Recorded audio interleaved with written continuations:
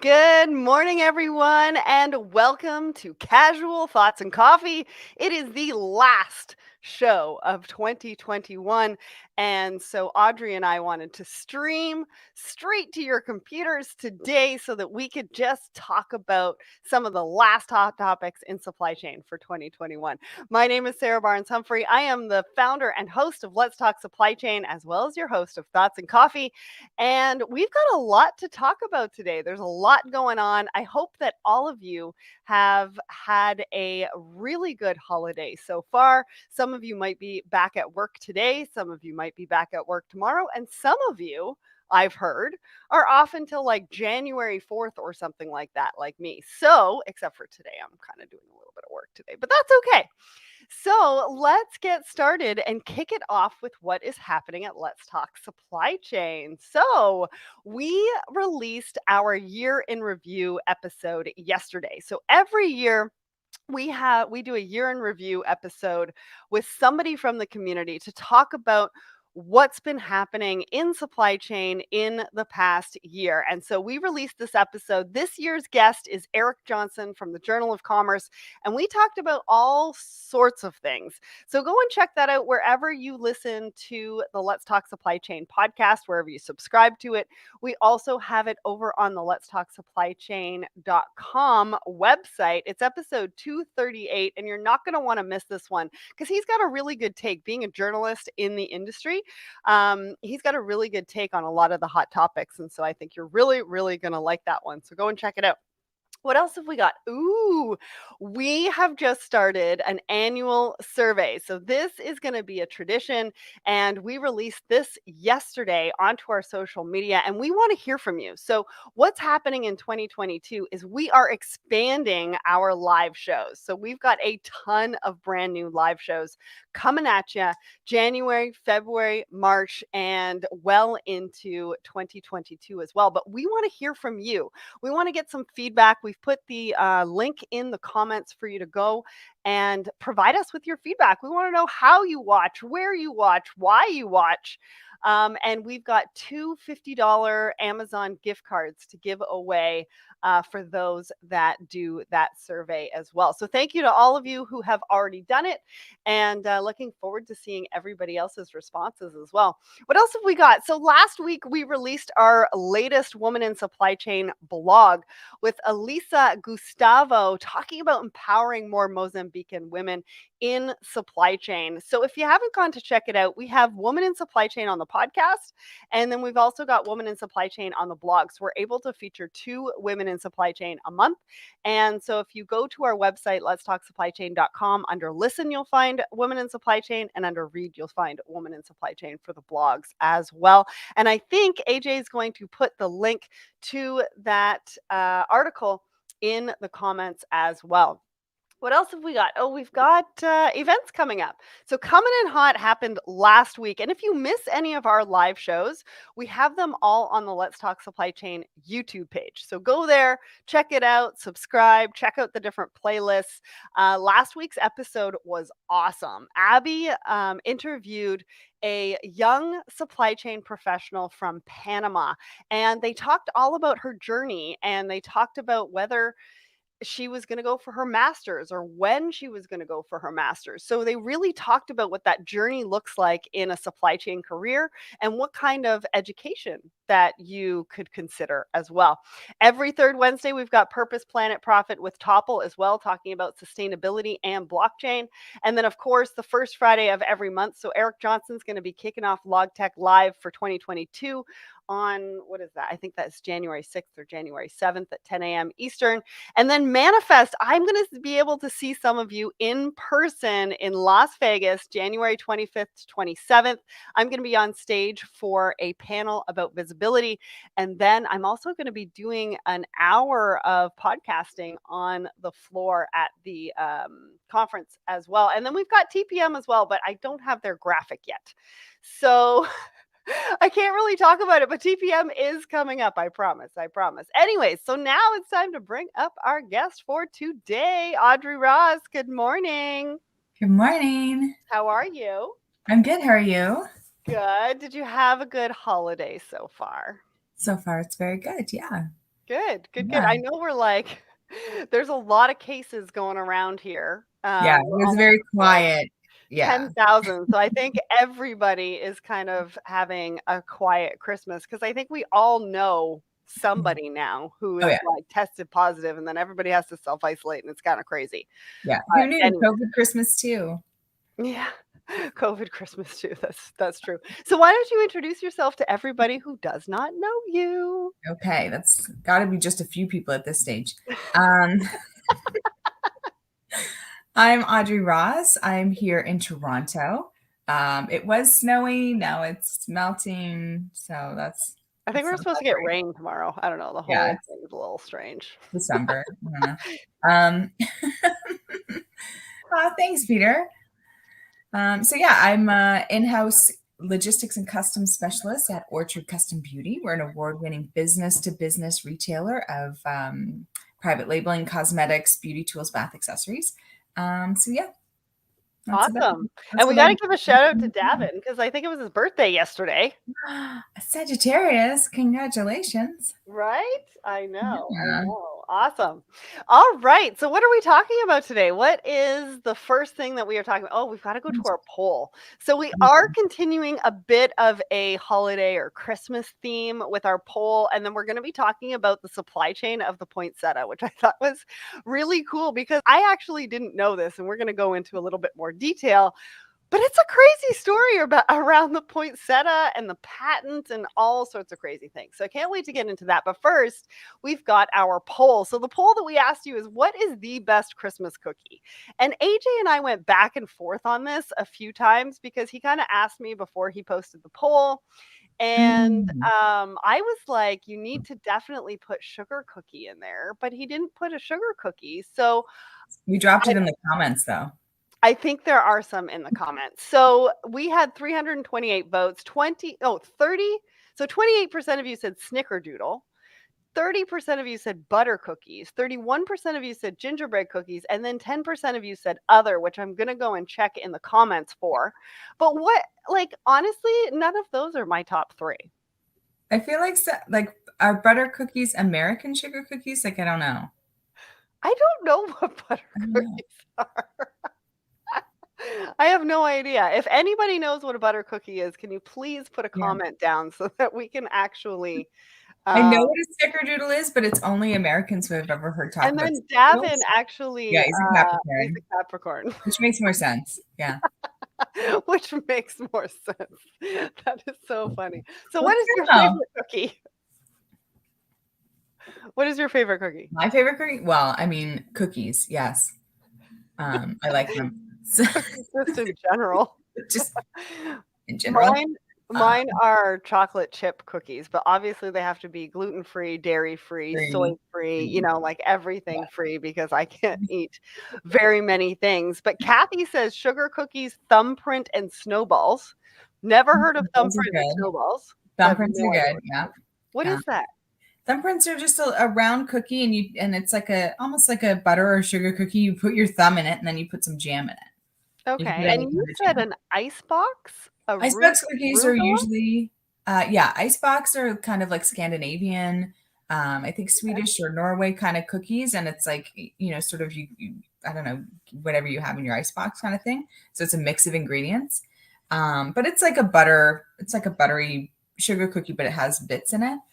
Um, and then rugula are like Hungarian or like Eastern European cookie. So yeah. Nice. I think John just gave us a is that a link Oh, the to butter that cookies. cookie? Oh, the Dutch cookies. Okay, those ones. Yeah, okay. Oh, they Yeah, come in the tin, in the the blue tin? tin. Yes. Ah, Okay. I got it, I got Some it. people Well, like to get somebody the needs cookies to and not to see their mom's sewing supplies. I'm gonna have to go back Yeah. onto this post because Bart Mark Deacon was like, "What the heck is a snickerdoodle?" I mean, snickerdoodles are amazing, so somebody's gonna have to educate him on those cookies as well. Mhm. All right, let's talk about my post from Sunday. So, this is a bit of an extension from last week where I talked about how we can use the sustainable development goals as a New Year's resolution. And Mhm. that's something that I have been really paying attention to and looking at because, really looking at New Year's resolutions. A lot of times we're looking at what we can do personally and what we can do differently. What's our word of the year? And I really wanted to put a focus on sustainability for 2022. And so I've gone through some of the development goals. I figured out what some of the actions that we're doing at Let's Talk Supply Chain and how they're affecting which goals. So I know which goals that we're working on, and then maybe choosing another one for myself personally. But this post from Sunday really got me thinking about go where you feel most alive, right? And so when we think about New Year's resolutions, not only do we, like I said, we think about ourselves personally. And so where do you feel the most alive? And can we use that as our word of the year or maybe part Mhm. of our New Year's resolution rather than maybe, diet or exercise or things like that? Because I think at this point, with everything that we've been through with the pandemic and everything like that, concentrating on going where we feel most alive or doing the things where we feel the most alive, I think is just, something that is just motivating and something we can Yeah. forward to in the new year. What do you think, Audrey? Yeah, I agree with that. I agree with that, and I think, yeah, with just coming out of, sort of coming around the corner now of where we've been, and it's been difficult and challenging for a lot of us for a variety of reasons, personal, professional, family, and everything. Um, and yeah, I mean, you kind of see it's like shedding that stuff that it's just, why am I doing this? Why was I doing this? Do I enjoy doing this? And I think for a lot of us that we got a lot of that illustrated for us during the pandemic when some of us were stuck at home or when we were, facing these difficult situations. It's like, why did I say I would do this? Or why do I participate in this group or that group? Or why has this been my friend for 10 years? I don't know. So, and I think, yeah, it's kind of coming into what actually makes me feel like I'm flourishing and like I'm progressing. And so, yeah, so that's a good one. Yeah, yeah, Instead yeah. of some of the downer ones, right? Like the ones that are like more about critiquing or like, I hate the diet one and the exercise one and the I it's hate it too.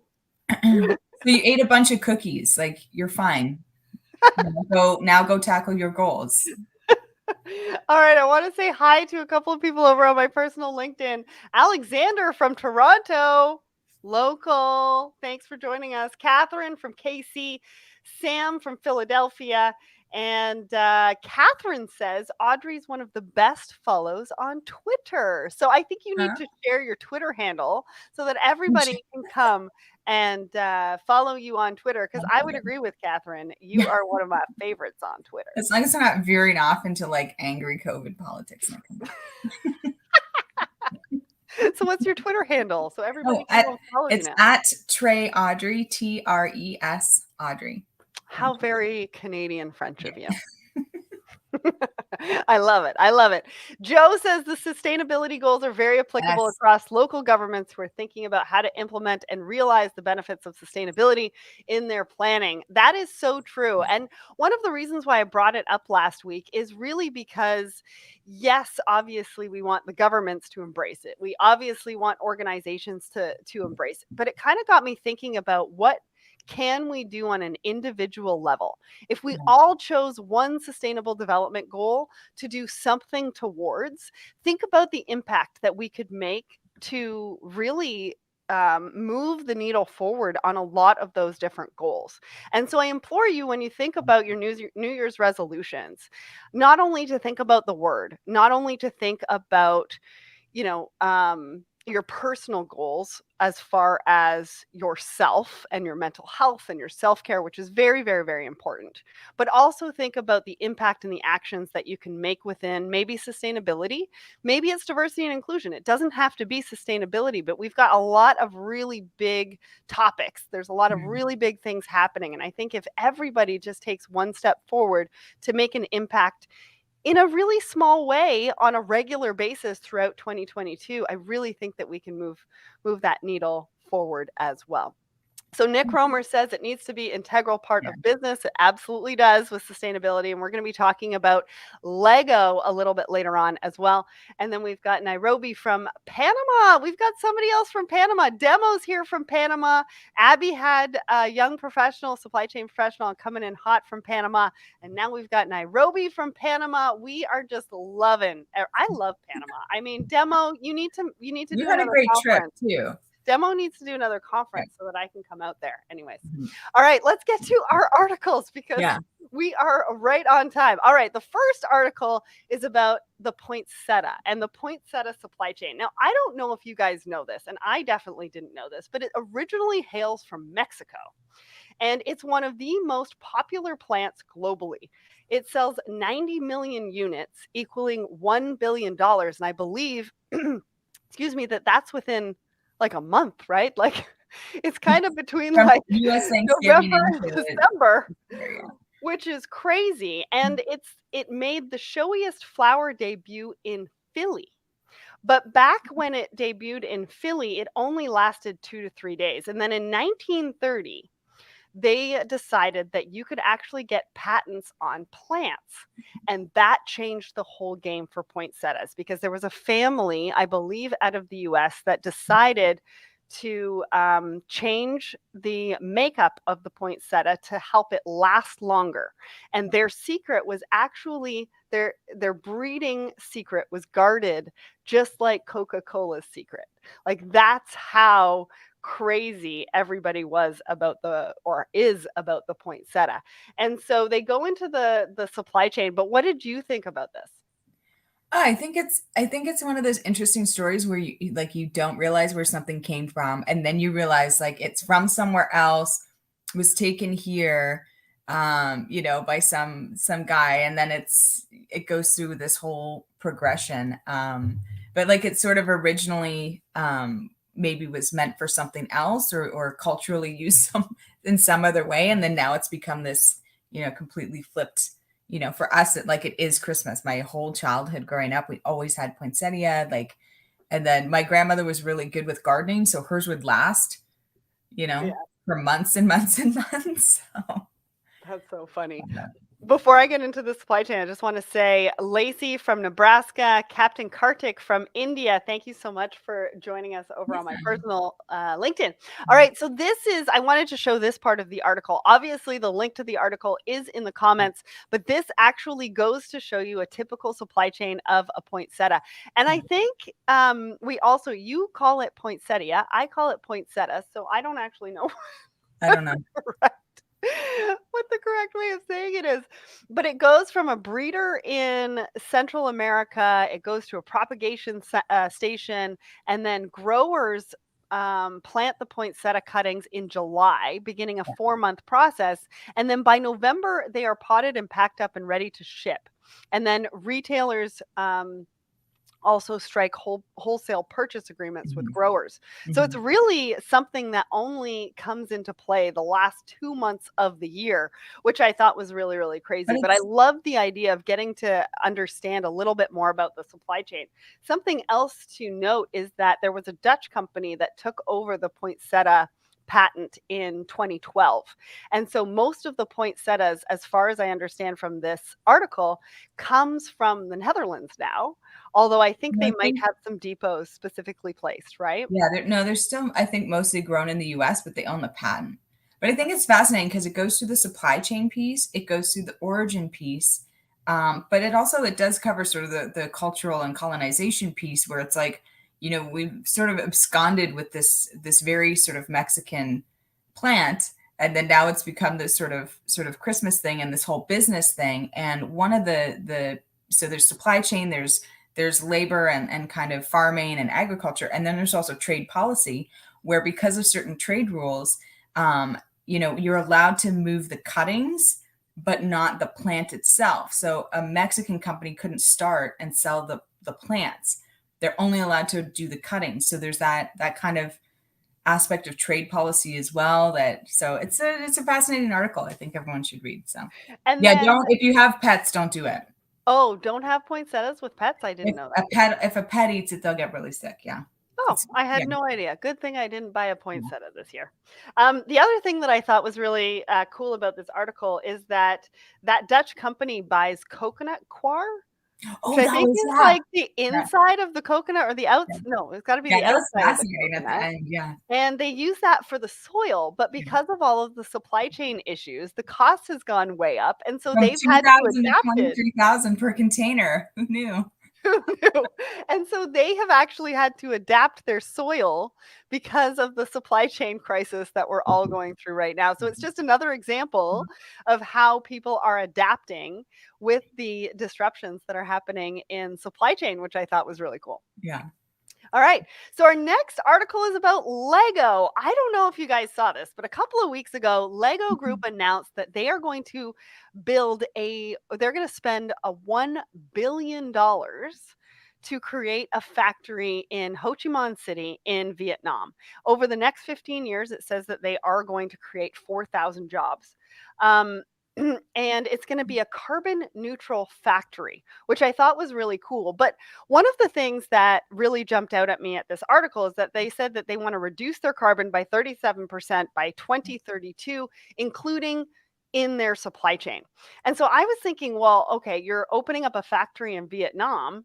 How is that going to reduce your carbon footprint if you're moving the goods all over the globe? But Right. then when I started reading a little bit further, what I really got to understand is that they are manufacturing for local markets. So this Vietnam facility is manufacturing for Asia, not for North America. And this is actually the strategy that I have been talking about since I think the end of 2020, in which companies are going to start manufacturing for local markets rather than global markets, which is what we did pre COVID. And so this is just another example of what that's going to look like. The other really cool thing about this is that they are going to plant 50,000 trees to offset the vegetation that's going to be moved for construction. And so it really goes to show, and to Nick's point, organizations need to get around sustainability, but they're really thinking about when they are going to be constructing new buildings and things like that, new factories, what they're displacing and how they can put it back into the world. Yeah. What did you think? No, this is fascinating. And you and I had talked about Lego redeveloping the actual, product itself Yes. to be more sustainable. And Mhm. it's taken them a huge amount of investment in years because they're trying to make, a comparable product, but, less carbon and less impact. I mean, I agree with Davin. Like, it's these 10-year plans where you're like, you gotta a little faster on some of this, but it does take a while to build building and do it in a sustainable way. Fine, and plant some trees. It takes a while. But yeah, I mean, it is kind of good to see them taking that on and really kind of being, semi bold about it. Let's put it that way. But yeah, it's that what you were talking about, sure shoring or near shoring, to feed the market with a more local source. And that's a strategy. Like I try to do it with dangerous goods instead of shipping dangerous goods all over the world. We try to get my teammates to like, can you find the nail polish factory that's like at least on the same continent so that we don't have to try and move dangerous goods all over the globe.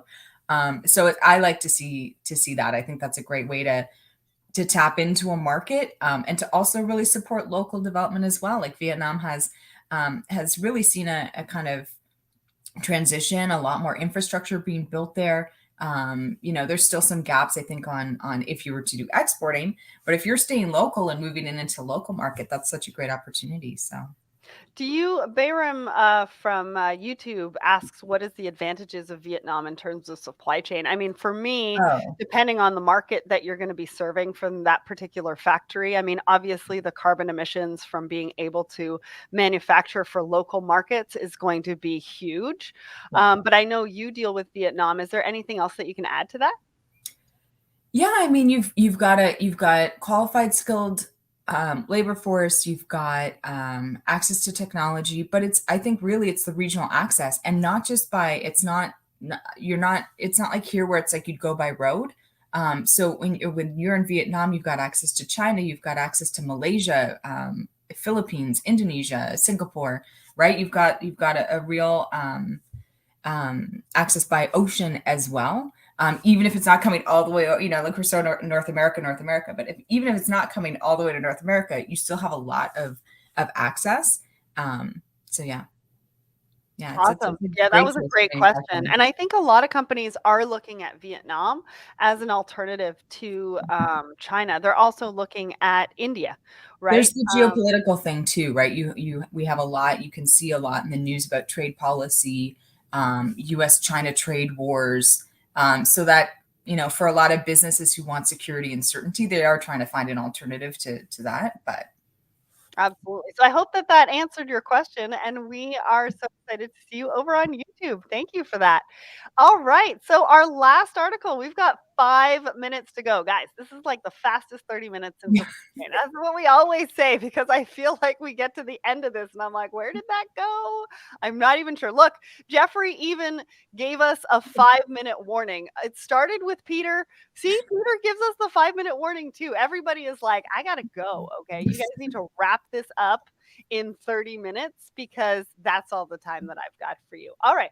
So, our last article is about vertical farming. And I don't know if you guys remember this, but we talked about this probably about a month ago with Audrey. I talked about this with Audrey because we talked about how vertical farming is coming into cities and how it is reducing carbon footprint because we are bringing produce closer to the grocery stores. And so there's less transportation.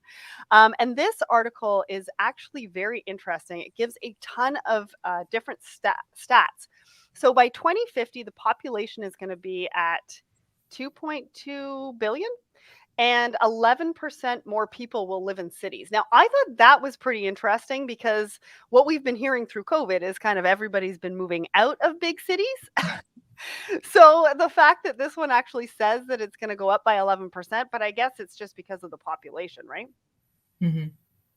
And they also said that 20 to 35% of produce costs actually goes to distance, time, and distribution, which is a really, really high cost when you think about it.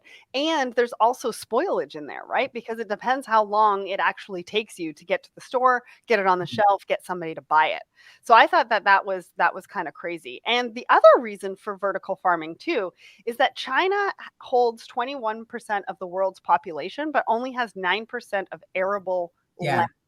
they do not And have a so lot of they don't farmland. actually have the land to be able to grow the food necessary to feed the population. And so vertical farms are 350 times traditional farm harvest with 1% of water. So not only are we cutting down carbon emissions, we're now cutting down the amount of water that's being used. And actually, they're talking about even using recycled water.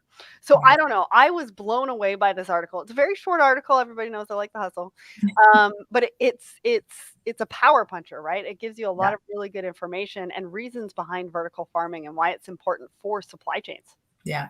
It's a game changer for sure. I think it's funny. My grandfather was in perishables and, in the 60s was bringing a lot of produce into Canada that hadn't been here before. And now as a Canadian, you kind of take it for granted that we have all these avocados and clementine oranges at holiday. And it's like that actually was a network that's been built up. But here, where we do have sort of the colder weather and the limited season, we have a lot of farmland, but a limited season. Vertical farming is such a game changer, and this article really covers that fact too about the transportation and that long chain carbon costs for stuff like lettuce that really can grow quite happily hydroponically. So yeah, no, it's fascinating, and it's good to see the change. Well, and the article also goes over a few places that are bringing in vertical farming. And one Nice. of them I thought was so it says Newark, New Jersey, Abu Dhabi, and Yeah. China, but China is producing a 51-story vertical farm. Well, go big or go home. No. I guess you're right. Well, anyways, listen, we are at the end of our show. Rajesh from India has joined us on my personal LinkedIn. Thank you so much for joining us. And remember, you guys can win the Let's Talk Supply Chain mug by being the follower of the week, which we will have the announcement for you on the next Thoughts and Coffee. We've got a brand new sponsor for Thoughts and Coffee coming up in January as well, which I'm super excited about. and lots and lots and lots to come. So, listen, I hope everybody enjoys the rest of your holiday. Happy New Year. Enjoy the New Year, New Year's Eve with family and friends, whoever you're going to be with, and all the best for 2022. I think it's going to be a blast. Audrey, thanks so much again for joining me. Thanks for everything that you've done for the show in Well, 2021. We love having you. that's my favorite, activity on a Tuesday morning. So Awesome. Have a great week, everybody. Happy New Year.